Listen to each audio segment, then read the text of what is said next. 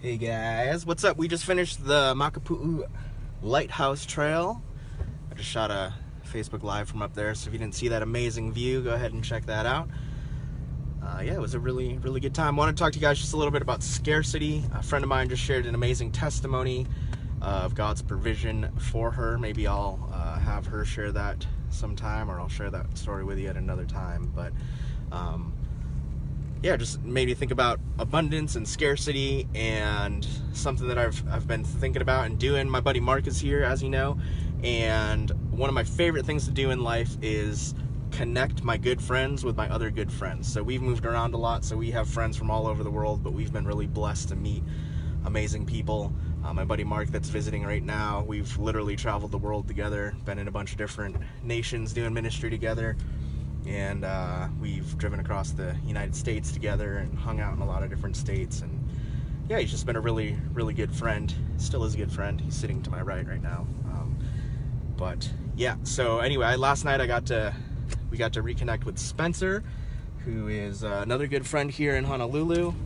And today I got to introduce Mark to RK as well, which was cool. And I just think that in the kingdom there is no scarcity, and in the kingdom of God there is no scarcity. There's just abundance. And I think a lot of times we live in fear of being generous, and that's even generous with our connections and our friends.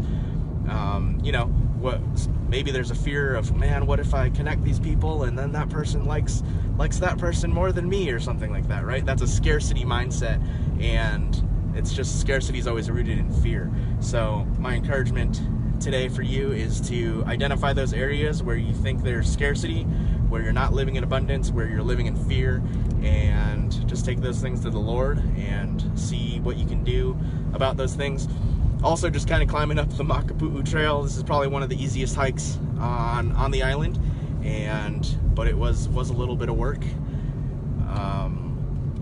For me, I'm obviously not in the greatest shape, but it is really good just to, I think in our minds, we always think we can do things until the rubber hits the road, I guess.